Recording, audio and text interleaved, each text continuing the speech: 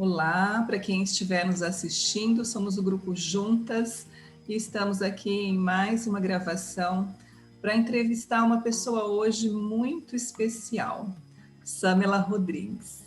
Samela faz parte do nosso grupo, é uma das psicólogas, uma das profissionais que estão no grupo Juntas.Câncer. O nosso objetivo principal, nossa missão é estar aqui sempre ressignificando o câncer, desmistificando essa patologia, num bate-papo sempre descontraído com todos vocês que estiverem nos assistindo. Falar com Samela Rodrigues é algo que me levou a ler um pouco novamente Humberto Maturana.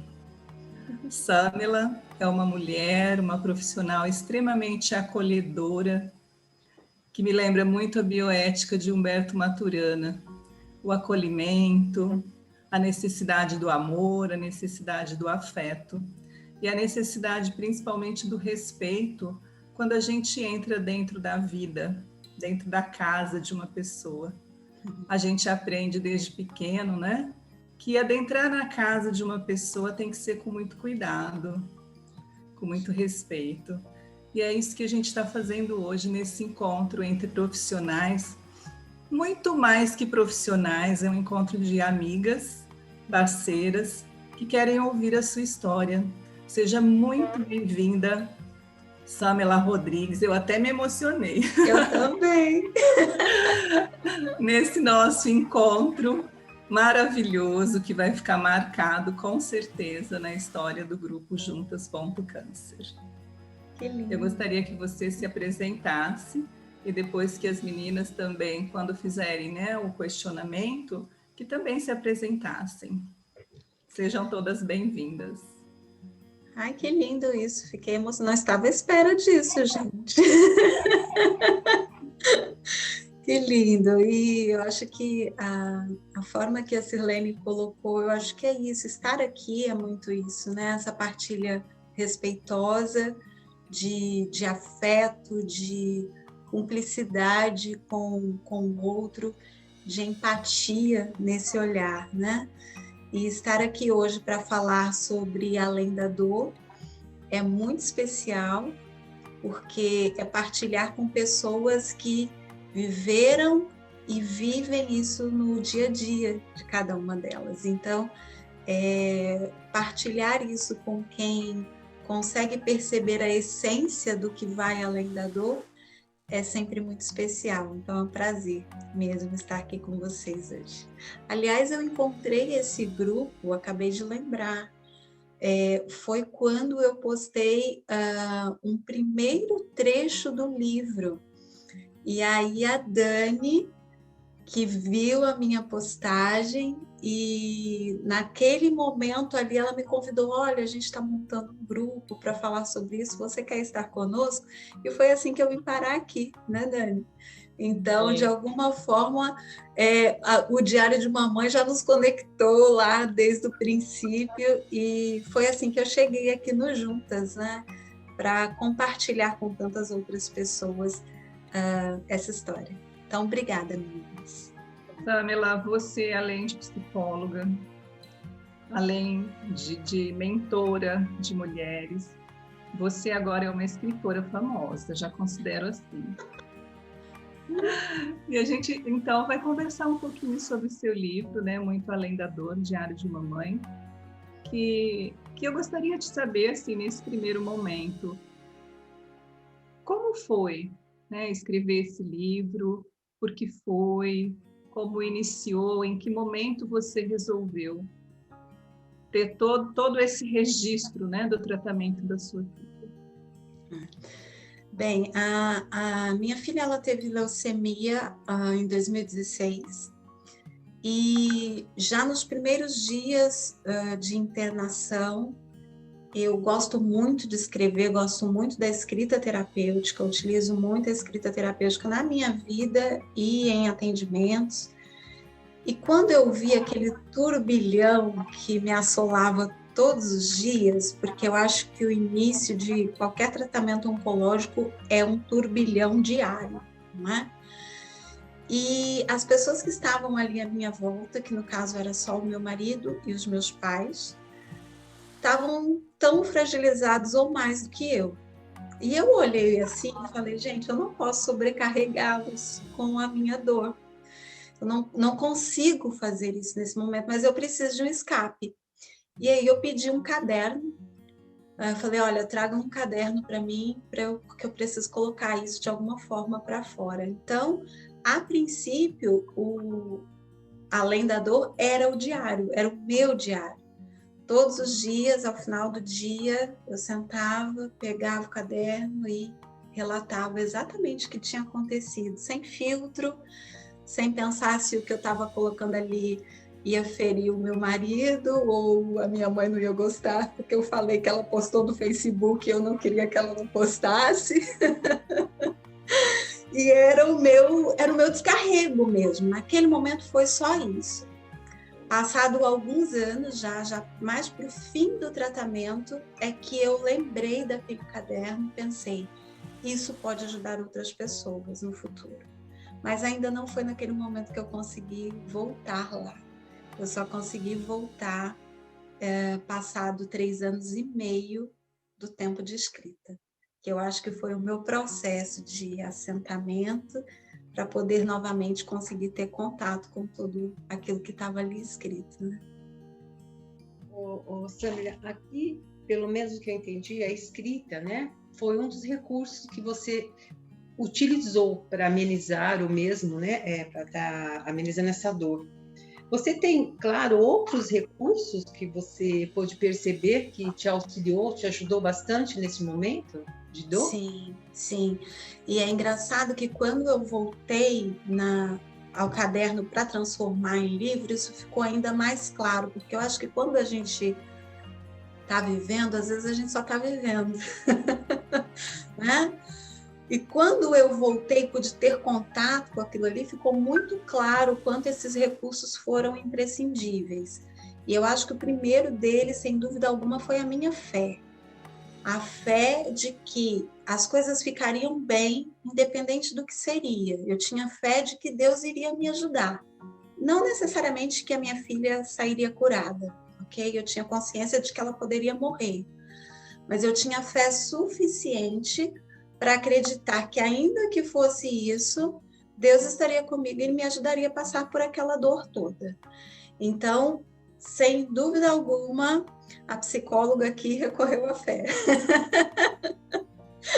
Ou melhor, a mãe que habita em mim recorreu à fé, né?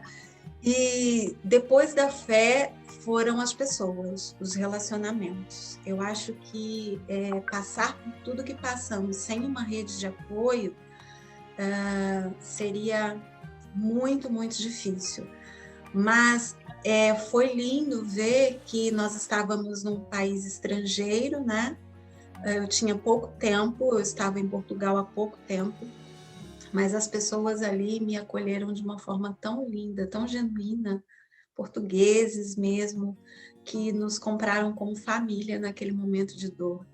E a presença deles foi essencial.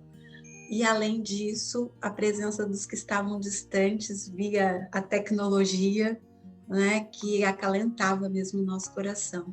Então, eu não tenho dúvida alguma assim, de que a fé e as pessoas, o amor das pessoas foram essenciais nessa jornada.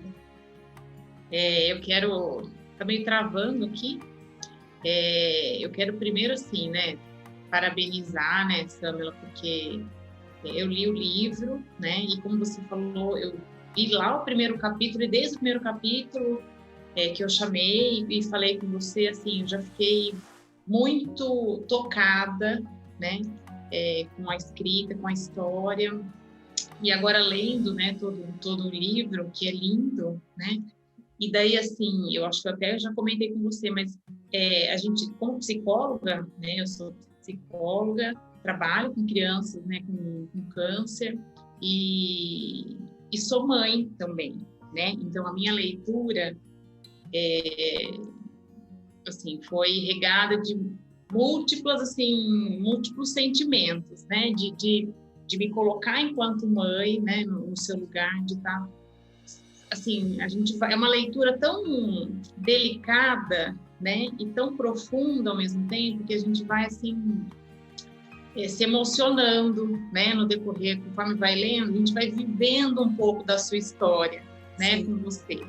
E, assim, do ponto de vista psicológico mesmo, a gente consegue ver toda uma fase, né? Desde o pré-diagnóstico até a descoberta, os sentimentos que aparecem ali, que é o que realmente acontece, né? Com toda a mãe, com toda a família que está envolvida nesse processo, né? Depois o tratamento, a internação, então você faz todo o trajeto mesmo, né?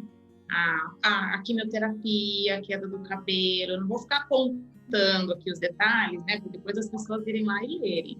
Mas, assim, até assim, a falta depois, né, do movimento do hospital, dessa insegurança, né? Então, emocionalmente, você mostra, assim, exatamente como que é o que você viveu, né?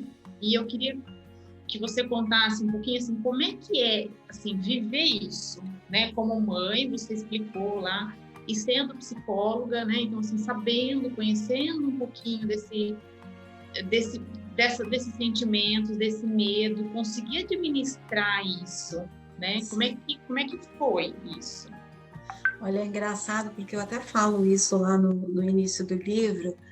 Eu acho que isso está até no capítulo que é gratuito, eu acho que sim. Que os médicos me perguntam, né, o que eu fazia, o que eu trabalhava, qual era o meu trabalho. E aí eu pego e eu respondo, eu sou psicóloga. E aí eles dão risada e falam, ai, que bom, porque então agora você vai se trabalhar aí, né? E foi muito interessante, porque assim, foi mesmo na hora que eles confirmam a leucemia, foi a primeira hora que eu escuto essa palavra. Porque, na verdade, tem um pouco disso, né? Tudo é tão pesado que meu primeiro contato com os médicos, eles não falaram para mim o que era, que ela tinha leucemia, por exemplo.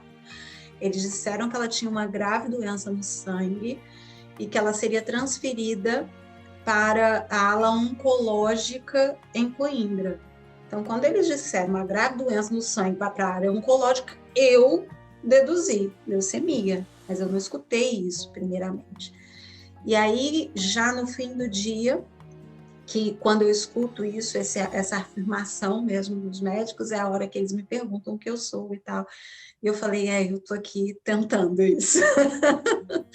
Porque, na verdade, eu acho que era muito esse caminho, assim, de ida e de volta, sabe? Uma ida de onde, meu Deus, o medo vai tomar conta de mim. E aí uma volta de, calma, Samila, é normal ter medo, o que você vai fazer com isso? Né? Então, assim, eu acho que a experiência enquanto psicóloga e toda a vivência que a gente tem me dava um caminho diferente de reflexão, sabe? Eu consigo perceber isso em vários momentos, por exemplo, quando lidar com a depressão da minha filha foi, para mim, uma das fases mais difíceis. Foi, assim, um momento que eu fiquei alguns dias sem saber o que eu fazia, como eu lidava com aquilo. Eu não sabia lidar com aquilo, literalmente. E isso mexeu comigo, porque eu pensei, eu atendo tanta gente com depressão, né? E como eu não sei lidar com isso quando isso está no meu colo, literalmente. Né? E naquele momento eu tive que fazer um processo reflexivo muito grande de, assim, ela tem direito a esse sofrimento. Né? Ela tem direito de emudecer, ela tem direito de ficar triste. Ela está num processo de total perda do corpo, perda da fisionomia, perda da autonomia, perda da liberdade, do convívio social, enfim, ela tem esse direito, mas não foi um caminho assim, do tipo, sou psicóloga, minha filha está com depressão, eu falo, não. Eu acho que era mesmo, sabe, uma ida e vinda, mas percebo que é um recurso que nem toda mãe tem, com toda certeza. Eu acho que eu via isso, né, lá no dia a dia, e acho que era um recurso que eu tinha, mas e que nos faz um caminho mais fácil, acredito eu. Que acho que é o ter a consciência, né, o saber, né, que faz parte do processo, né? Então, exato. Daí nesse momento acaba fazendo diferença, né? Sim. No seu enfrentamento, na sua assim, de conseguir lidar com a situação de uma forma mais saudável, né? Do que de repente uma mãe que não tem esse conhecimento, né? Que não tem e assim se desespera e que lida com isso quando não tem uma orientação, alguma coisa, e vive todo esse momento só da emoção, né? Sim.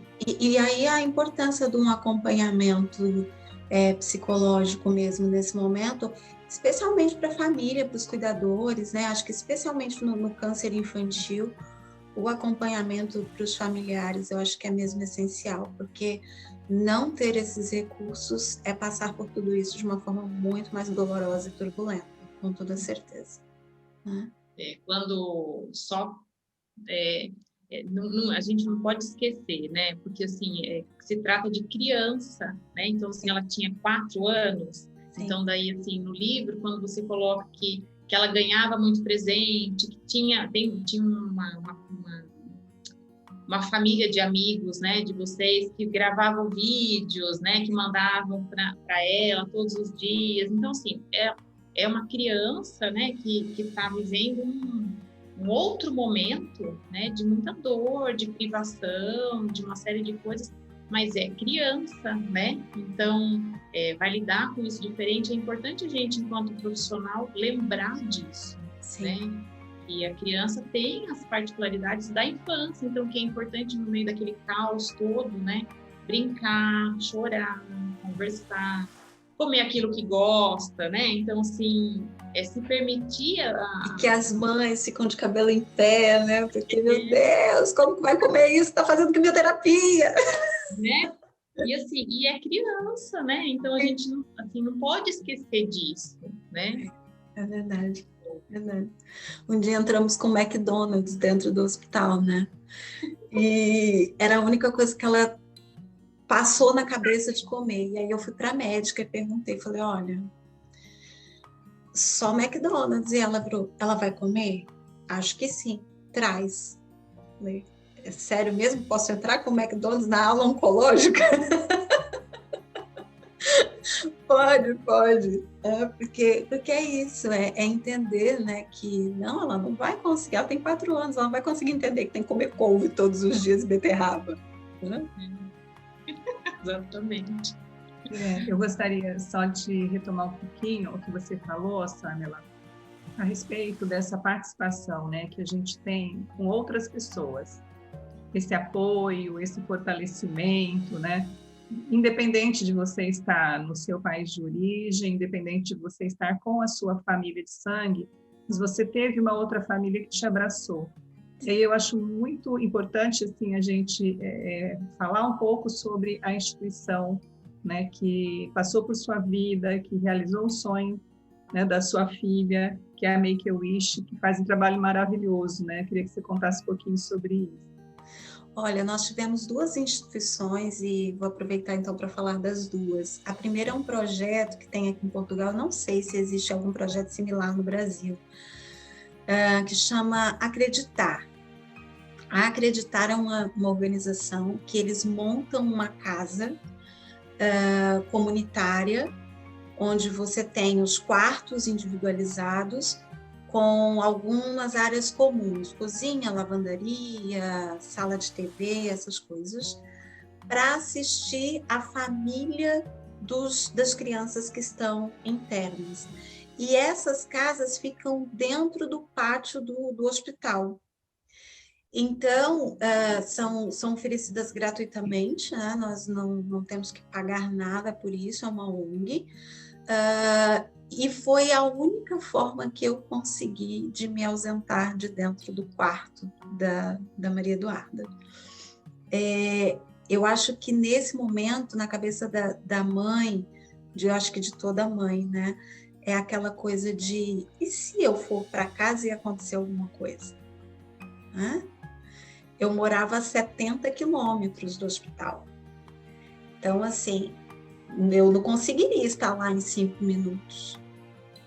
Eu não sairia de lá, né?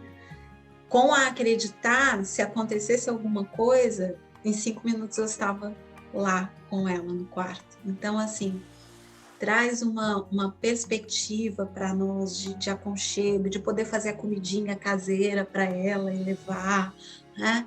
Então, foi algo assim extraordinário mesmo na nossa vida. E a outra instituição que foi a Make-A-Wish, e essa sim, ela é internacional, existe em muitos países do mundo, que realiza desejos de crianças e adolescentes com doenças crônicas e especialmente doenças oncológicas. E a história da Make-A-Wish é muito bonita, né? Ela começou com uma criança que foi diagnosticada com leucemia 41 anos atrás, mas não existiam os tratamentos que já existiam na época da Duda, né? E deram para o Cris 3 anos de vida. E a mãe dele falou, então nós vamos viver uma vida inteira nesses 3 anos. E quando ele já estava lá mais para o fim da vida, ele queria muito ser policial. Então a mãe dele reuniu a comunidade da cidade, os policiais e tal, e aí fizeram farda para ele, fizeram um distintivo e ele passou um dia inteiro como policial. E alguns dias depois ele faleceu. E quando ele faleceu, as pessoas que tinham se envolvido com aquilo pensaram, gente, quantas crianças, né? Será que não precisam disso? Precisam viver isso antes de irem embora. E aí foi quando começou o movimento Make-A-Wish que nos alcançou. Quando a Duda fez 1 ano de tratamento, nós fizemos a nossa inscrição. A inscrição, geralmente, ela é feita dentro dos próprios hospitais. E agora eles estão começando a expandir para as escolas, para que as escolas também façam essa divulgação. E aí o sonho da Duda era conhecer as princesas, né? Como uma boa menina de 5 anos, ela queria ver a Elsa e a Anna. E existe a Disney Paris aqui na Europa, e foi para onde nós fomos. E é muito lindo cuidar da Make-A-Wish, porque desde o início, assim, desde a entrega do sonho, é tudo muito planejado. Então, nós fomos ao Museu do Brincar, e aí as madrinhas dela, era época de Natal, levaram um Papai Noel para fazer a entrega para ela, uma coisa fantástica, assim.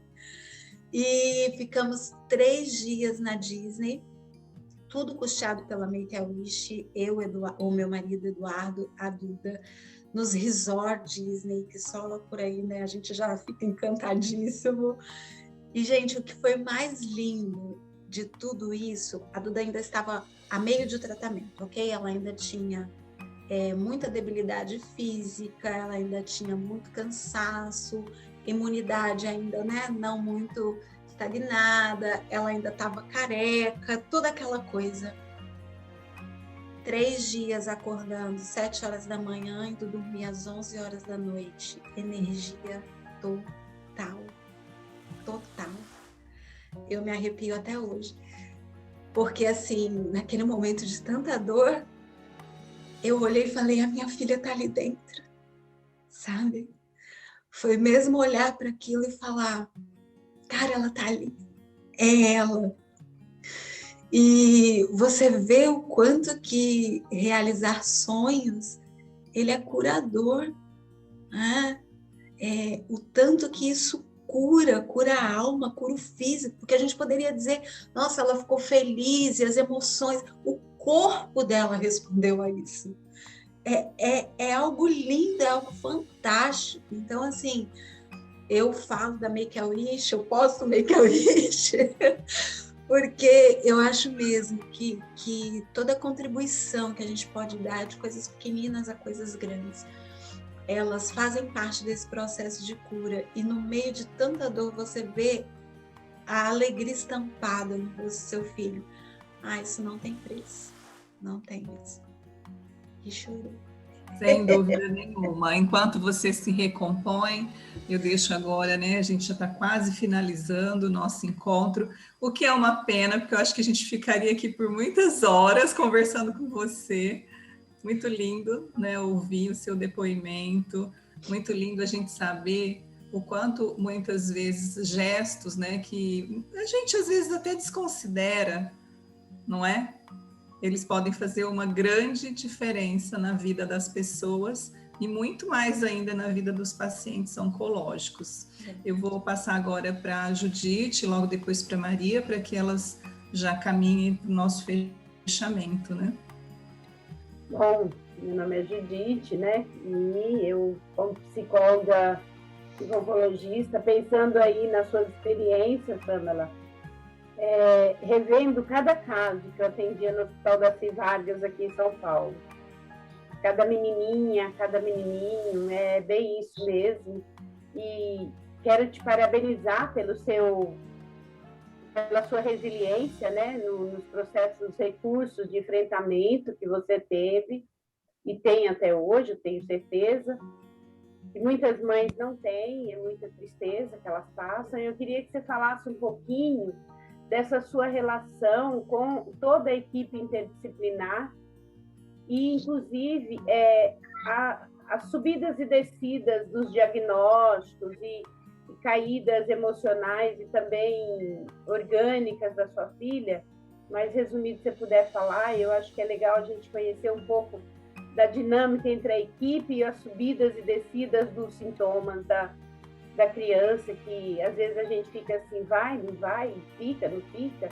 E te parabenizar também, não pela psicóloga que teve fé, né, que se apegou a Deus, mas pela mãe que amou muito, que ama muito essa filha e usou esse recurso do amor na espiritualidade. Sim, obrigada, Judite.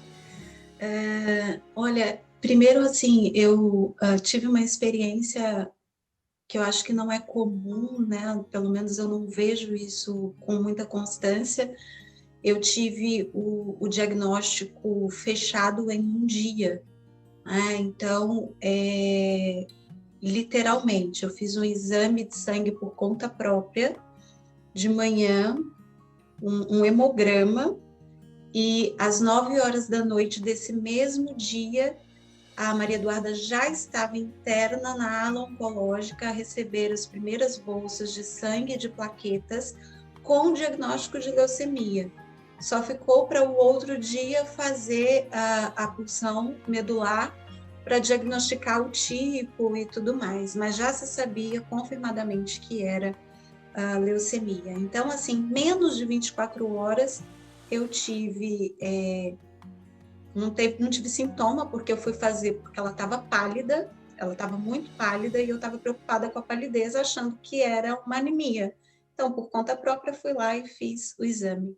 E às 9h eu já estava com ela na ala oncológica. Então, assim, eu sei que não é algo comum de acontecer, né? Muitas vezes se passa alguns processos até se chegar a um diagnóstico. Foi bom, começamos um tratamento rápido, mas foi assustador. Né? Você sai de manhã para fazer um exame de sangue e à noite você já está em outra cidade, interno numa ala oncológica. Então, assim, foi brutal, assim, de assustador. O meu primeiro contato médico foi bem a moda portuguesa. Eu vou tentar explicar o que é a moda portuguesa. Eles não dão muito rodeio para fazer as coisas. É direto. Né? Eles falam que eles são frontais. Ou seja, papou.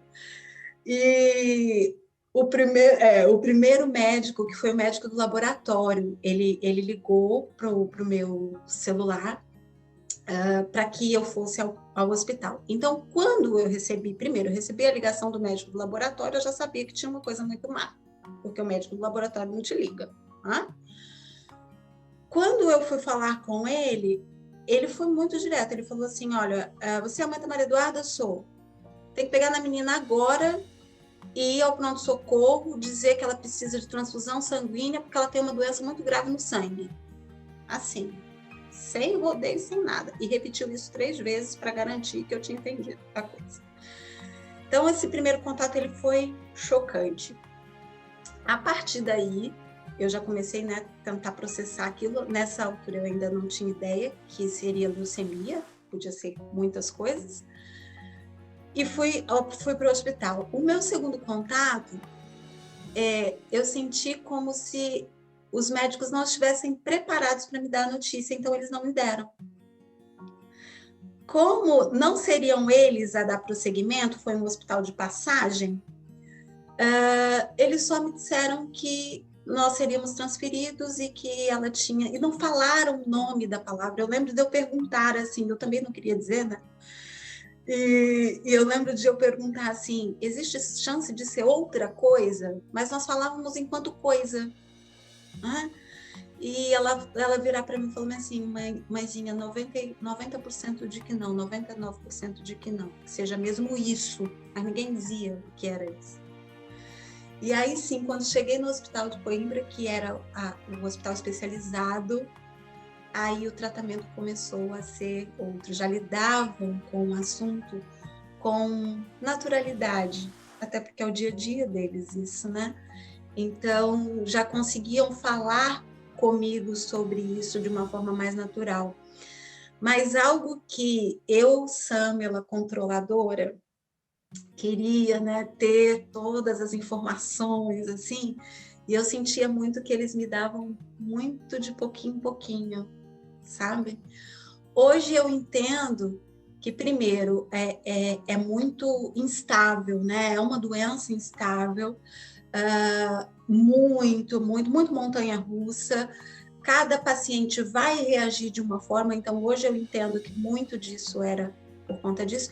E também entendo que se eles chegassem primeiro de me contasse tudo que eu ia viver 2 anos, eu caía dura ali, gente. Tá bom, vou morrer aqui mesmo, porque eu não vou dar conta disso. Mas hoje eu entendo isso. Na época me causava angústia não saber, não entender muito bem o porquê daquilo, o ter que estar muito dependente do que os médicos iriam me dizer, sabe? Era bem angustiante.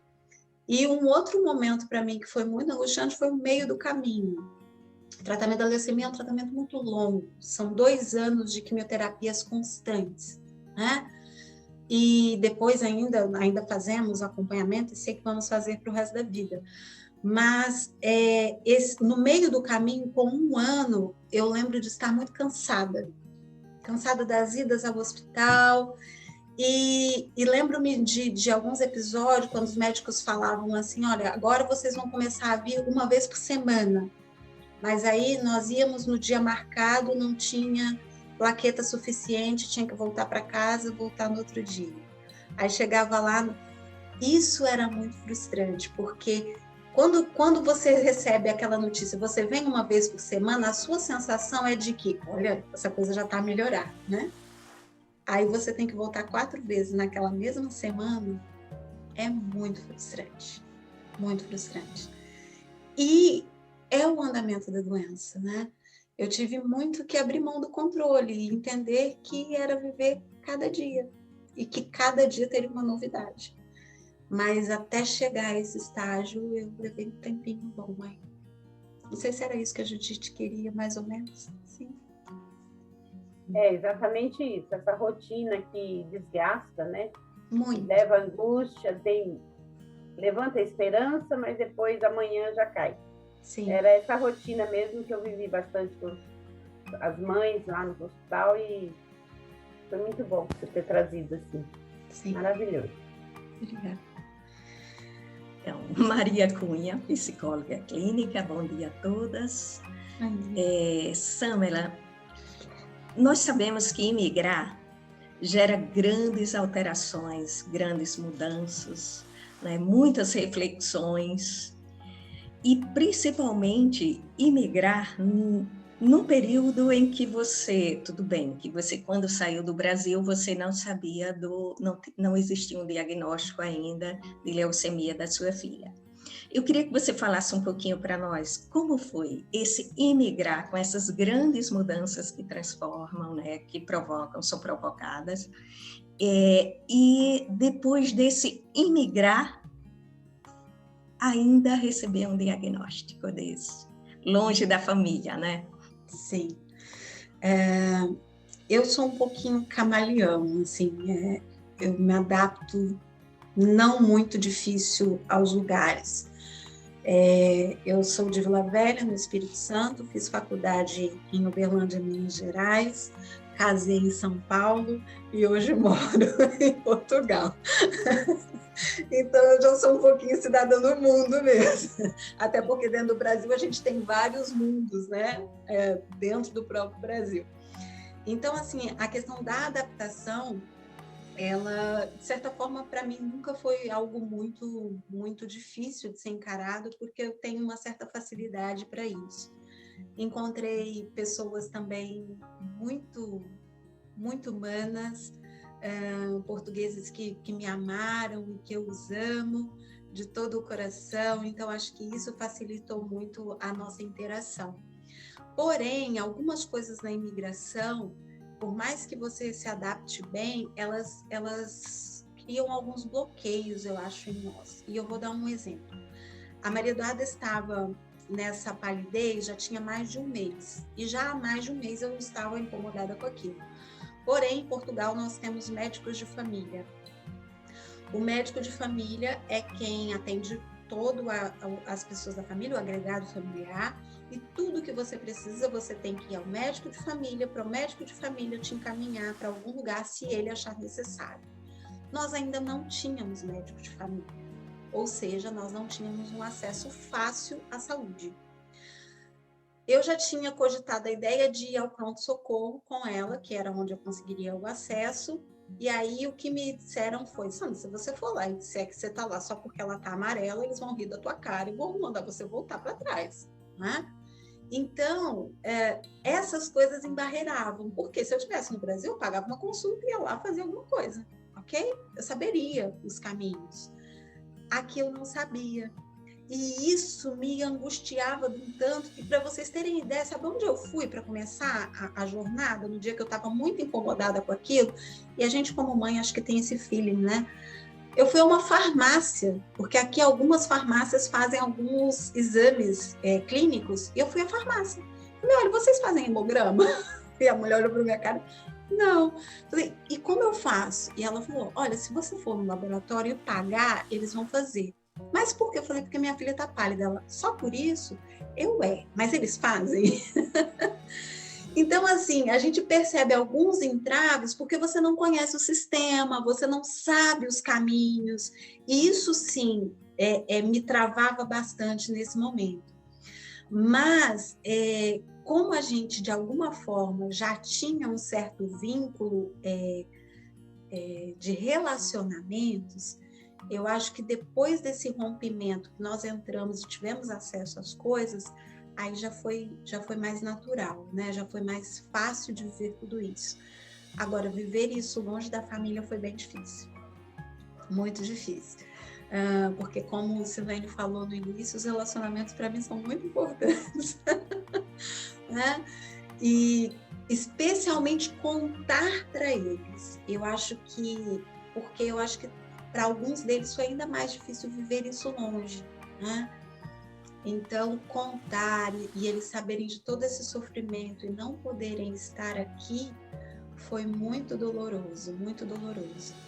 E a distância ela é encurtada de alguma forma pela tecnologia, mas está longe de suprir tudo, né? Agora na pandemia todos nós sabemos disso, né? Ela ameniza, mas não supre de todo. Tanto que eu tenho alguns parentes que estão lendo o livro e aí eles me ligam e falam, não acredito que vocês sofreram tanto e eu não estava aí perto. Né? Porque agora eles estão tendo contato mesmo com o que realmente foi. E não foi das situações mais fáceis a serem encaradas, Maria. Todo mundo ficou emocionado com a sua fala. Dani, quer falar? Eu só dizer que assim que o livro, né, assim, o nome do livro, né, é exatamente isso que a Samela escreve, traz o livro todo, né, assim, é o além da dor, né? Então, viver toda essa dor e não viver só a dor, né? Tem tantas outras coisas que foram vividas, né, Samela, que é bem isso mesmo, né? Então, é muito além da dor, né? Então, assim, é só parabenizar mesmo pelo trabalho, pela história, pela vivência, pelo enfrentamento, né? E é isso. Obrigada, Dê. Eu queria fechar com uma frase. Posso? A Samela trouxe para a gente uma percepção que eu diria que ela é divina, humana e antropológica. Viver a dor no amor traz glória. Que lindo. Obrigada, Judite, pela contribuição. Samela, você queria fazer algum comentário? Podemos encerrar? Obrigada por estar aqui com vocês e poder partilhar além da dor. Eu acho mesmo que uma amiga falou assim, eu acho que todo hospital oncológico deveria ter um além da dor lá. E eu falei, quem sabe um dia eu consiga, né? Quem sabe um dia eu consiga isso, porque é isso, é divino, é humano e é o que somos, né? É o que somos. Samela, eu quero agradecer, né, mais uma vez, em nome de todo o nosso grupo, Juntas contra o Câncer, pela abertura que você teve, por aceitar o nosso convite. E gratidão eterna por estar aqui abrindo a porta de um capítulo, né, da sua vida conosco, partilhando esse momento, que a gente sabe que foi um momento de vitória final, mas que foi um momento muito difícil da sua vida, assim como de todos os outros pacientes oncológicos. E eu tenho certeza, né, que essa sua fala, o seu livro, vai ser um alento para muitas pessoas, muitos pacientes, muitos familiares de pacientes, e que seu depoimento com certeza vai contribuir muito para o nosso objetivo, né, do nosso grupo, que é desmistificar o câncer, que é ressignificar essa passagem aí pelo câncer. Muito obrigada mais uma vez e obrigada a todas pela participação. Até a próxima. Obrigada.